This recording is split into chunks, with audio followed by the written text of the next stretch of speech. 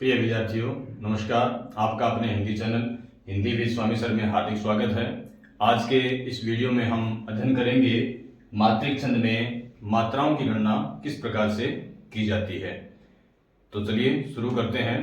जैसा कि हम जानते हैं कि स्वर के उच्चारण में लगने वाला समय है वह मात्रा कहलाती है, और स्वर जो अपने आप में दो प्रकार के होते हैं। स्वर के जो दो प्रकार होते हैं, एक तो होता है ह्रस्व स्वर, जिसे हम लघु या मूल स्वर भी कहते हैं, लघु या मूल स्वर भी कहते हैं। और इसका जो दूसरा प्रकार होता है वो होता है अपने आप में दीर्घ स्वर, जिसे हम गुरु भी कहते हैं। ये जो अपने आप में होते हैं ये होते हैं अ, ई, उ और री। और ये जो अपने आप में होते हैं आ, ई, उ, ए, ऐ, ओ और औ। इस प्रकार ये जो ह्रस्व स्वर होते हैं या जो लघु स्वर होते हैं या जो मूल स्वर होते हैं, इनकी जो मात्राएं होती हैं वह हमेशा लघु मात्रा कहलाती है। कौन सी मात्रा कहलाती है? लघु मात्रा। और इसका जो संकेताक्षर होता है वह इस प्रकार से लिखा जाता है। उसके अतिरिक्त ये जो अन्य स्वर हैं, जो दीर्घ स्वर हैं, ये वाले, इनका जो मात्राकार होता है वह इन लघु की तुलना में दुगना होता है। तो इसमें दोगुना समय लगता है। तो इनकी जो मात्रा है वह दीर्घ मात्रा या गुरु मात्रा कहलाती है। ज्यादातर हम इसको गुरु मात्रा लिखने में ही प्रयोग करते हैं। और इसका जो संकेताक्षर होता है वह एक वक्र रेखा यानी टेढ़ी रेखा होती है, जो इस प्रकार से बनती है, ऐसे करके और इसके नीचे ऐसे करें। और फिर भी नहीं सेट बैठता कहीं होगे तो ये इस प्रकार से एस भी लिख सकते हैं। तो ये अपनी लघु मात्रा है जिसका संकेताक्षर ये है, और ये अपनी गुरु मात्रा है जिसका संकेताक्षर ये है। सबसे पहली बात तो हमें ये ध्यान रखनी है कि कौन से स्वर की मात्रा है वो लघु होगी और कौन से स्वर की मात्रा दीर्घ होगी। उसके पश्चात हम देखते हैं कि इन स्वरों से युक्त जो व्यंजन आते हैं तो उनके साथ भी इन्हीं मात्राओं का ही हम प्रयोग करेंगे। मान लो हमने क लिखा, तो क को यदि हम विभाजित करें तो ये अपने आप में इस प्रकार से है क हलन, और उसके अंदर आवाज किसकी आ रही है? ध्वनि अ की। तो इसमें कितनी मात्रा मानेंगे हम? इसमें मानेंगे एक मात्रा। अब यदि हम क की बजाय हम का कर दें तो ये क्या बन गया? इसमें से क हलंत निकालें, आ निकालें, और आ की हमें पता है कि अपने आप में दीर्घ मात्रा है, तो इसमें कितनी मात्रा आएगी? दो मात्रा आएगी। इसी प्रकार से हम देखिए यहाँ पर जैसे छोटी की है, तो ये छोटी की इस जगह है, तो इस कारण इसमें क्या आएगी? एक मात्रा। उसके पश्चात हमने लिखा कु, छोटा है, तो छोटा है तो ये अपने आप में क्या होगा? लघु मात्रा का होगा, यानी कि इस प्रकार से। उसके पश्चात मान लो हम क्री लिखते हैं, क्री, तो ये भी इसी श्रेणी का ही है, इसलिए इसमें क्या होगी? एक मात्रा होगी। इसके अतिरिक्त यदि हम इनको बड़ा लिखें, ऐसे लिखें कु, तो क्या माना जाएगा? दो मात्राएं। या बड़ी की लिख के देखें तो भी दो मात्राएं। अगर हम के लिखें तो भी दो मात्राएं। यदि हम कई लिखें तो भी दो मात्राएं। यदि हम इसको को लिखें तो भी इसमें दो मात्राएं। और यदि हम इसको कौ लिखें तो भी इसमें दो मात्राएं होती हैं। तो बात करते हैं कि हमने यह भी पढ़े हैं कि अंग अंगूर होता है, अ घर खाली होता है। तो वास्तव में ये क्या होते हैं? ये अपने आप में क्या होता है? अयोगवा होते हैं। ये जो अनुस्वार है इसका नाम क्या होता है? अनुस्वार।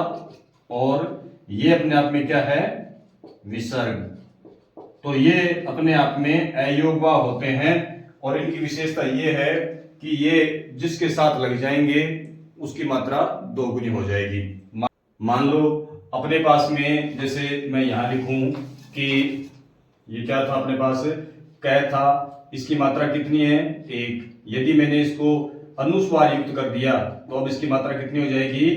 दो हो जाएगी, यानी गणना में कितनी आ जाएगी? दो। और यदि मैं इसको ऐसे लिख दूं कह, तो भी इसकी मात्रा कितनी हो जाएगी? दो हो जाएगी। इसके अतिरिक्त ये जो अनुस्वार है यह भी अपने आप में दो प्रकार का होता है। एक होता है इसका चंद्र बिंदु, हमने पढ़ा होगा कि इस प्रकार से चंद्र बिंदु की विशेषता है कि ये जिसके ऊपर लगेगा, यानी कि लघु स्वर युक्त व्यंजन हो या लघु स्वर हो, उसके ऊपर लगेगा तो इसकी मात्रा क्या रहेगी, एक की एक रहेगी। जैसे हम लिखते हैं यहां पर कंचन, तो इस कै में कितनी मात्राएं आएंगी, इस पर अनुस्वार पूरा लगा तो इसमें दो मात्रा आएगी। च में कितनी रहेगी, एक। न में कितनी रहेगी, एक। हम लिखते हैं हंस इस प्रकार से, तो इस हंस पर अनुस्वार लगा है इसलिए इस है में कितनी मात्रा हो जाएगी, एक की बजाय दो। स में एक। लेकिन हम इसको इस प्रकार से लिखें हंस, तब क्या होगा, तब ये अर्ध अनुस्वार है यानी चंद्र बिंदु है, तो इसके अंदर ये एक ही मात्रा रहेगी और स में एक मात्रा पहले से ही है। तो ये अपनी एक बात थी कि यदि अनुस्वार या विसर्ग जिस किसी के साथ में जुड़ते हैं तो उसमें यदि दो मात्राएं हैं तो दो मात्राएं रहेंगी, यदि उसमें एक मात्रा है तो वह मात्रा अपने आप में दोगुनी हो जाती है। इसके अतिरिक्त हम बात करके देखते हैं, कई बार हमारे पास संयुक्त अक्षर या हलंत अक्षर आते हैं और वो भी इसमें लिख दिए जाते हैं, उनकी मात्रा की गणना किस प्रकार से की जाती है। बात करते हैं हम संयुक्ताक्षर या हलंत अक्षर की।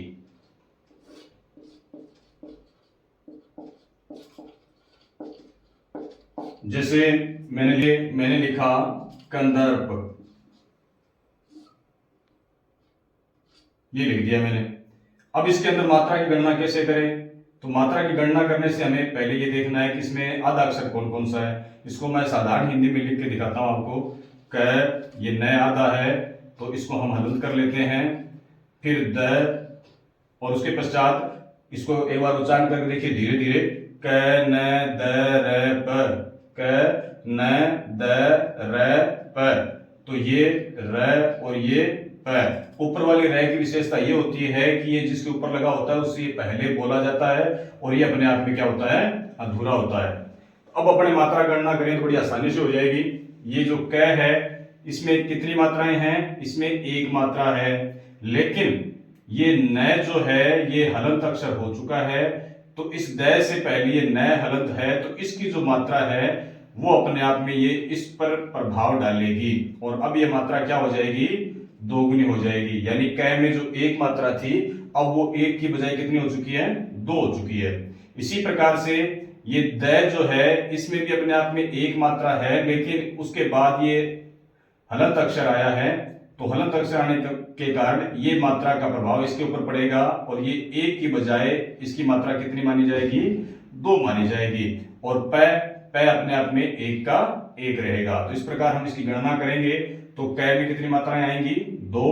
द में कितनी आएंगी, दो। और प में कितनी आएगी, एक। तो ये अपना एक अक्षर था। और अपने जैसे लिख के देखते हैं, मान लो हमने लिखा प्रेम, तो इसमें कितनी मात्राएं आएंगी, तो इस रह की विशेषता होती है कि ये जब ऊपर होता है तो ये अपने आप में अधूरा होता है और जिसके ऊपर लगा होता है उससे पहले बोला जाता है। और जब ये रह पैर में लगा होता है तो इसकी विशेषता ये होती है कि ये जो रह होता है ये अपने आप में पूरा होता है और जिस अक्षर के या जिस वर्ण के पैर में लगा होता है वह वर्ण अपने आप में क्या होता है, अधूरा होता है। जैसे अपने इसको लिख के देखते हैं, धीरे से बोल के देखते हैं, पैरेम, तो पैरेम। चूंकि ये र पूरा है इसलिए ये पै अपने आप में अधूरा, तो हम इसको हलंत कर देते हैं। तो अब कितनी मात्राएं हैं, ये जो पै अधूरा आया है तो इसके आगे कोई भी व्यंजन या वर्ण कुछ नहीं है, स्वर वगैरह, तो हम इस यहां से गणना करेंगे। तो रे में कितनी मात्रा रहेंगी, अपने आप में दो, और मैं में कितनी रहेगी, एक रहेगी। तो इस प्रकार से इसे मात्रा में गणना क्या होगी, दो और उसके पश्चात एक। इसके अतिरिक्त जैसे मैंने यहां पर एक अक्षर और लिखा उज्जवल। अब क्या करें, कैसे गणना करें, तो चाहे हलंत अक्षर एक आए चाहे दो आए, इन दोनों का भी वही प्रभाव पड़ेगा जो इनमें से एक का प्रभाव पड़ना है। यानी इनसे पहले वाला जो वर्ण है यानी जो स्वर है या जो व्यंजन है उसकी जो मात्रा है वह अपने आप में अगर दो है तो दो रहेगी और एक है तो दो हो जाएगी। यानी इस छोटे ऊ में कितनी मात्रा है अपने पास में, इसमें एक मात्रा है, तो इनके प्रभाव से ये मात्रा क्या हो जाएगी, दो हो जाएगी, यानी कि इस प्रकार से लिखी जाएगी। और उसके पश्चात इनकी कोई मात्राएं गणना हमने नहीं करनी है।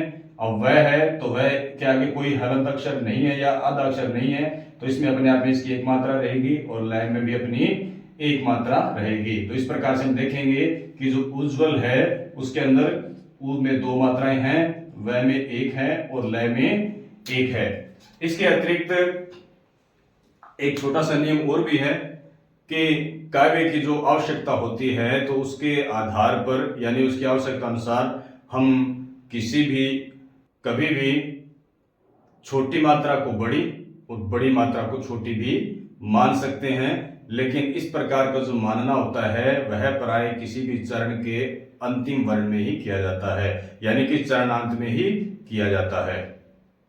हमने जो अभी अध्ययन किया तो उसके निष्कर्ष से कुछ बातें निकल के हमारे सामने आई हैं, वो मैंने यहाँ पर लिखी हैं। जैसे लघु मात्रा तो अ, ई, उ, री, ये जो 4 स्वर होते हैं इनकी या ये जिस व्यंजन के अंदर मिले होते हैं उसकी यानी इनसे युक्त व्यंजन की जो मात्रा होती है वह क्या कहलाएगी? लघु कहलाएगी। और लघु मात्रा का जो चिन्ह होता है वो खड़ी पाई यानी इस प्रकार से होता है।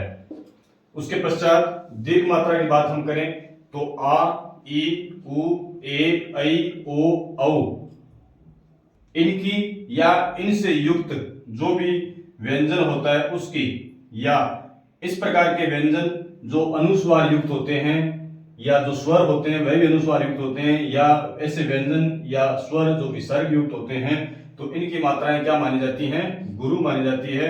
और गुरु मात्रा को एक वक्र रेखा यानी इस प्रकार से दर्शाया जाता है।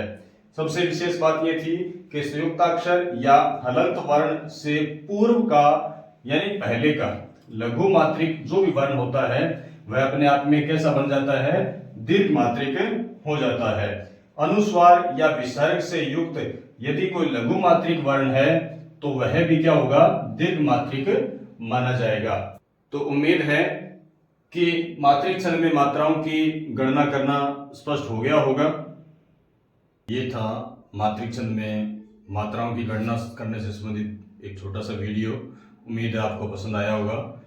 अगर आपको ये वीडियो पसंद आया हो तो इसे लाइक करें, आगे शेयर भी करें, और निरंतर अध्ययनरत रहने के लिए आपके अपने Hindi channel Hindi with Swami sir को सब्सक्राइब करें और अन्य लोगों को भी सब्सक्राइब करवाएं। मिलते हैं एक नई वीडियो के साथ, तब तक अध्ययन करते रहिए।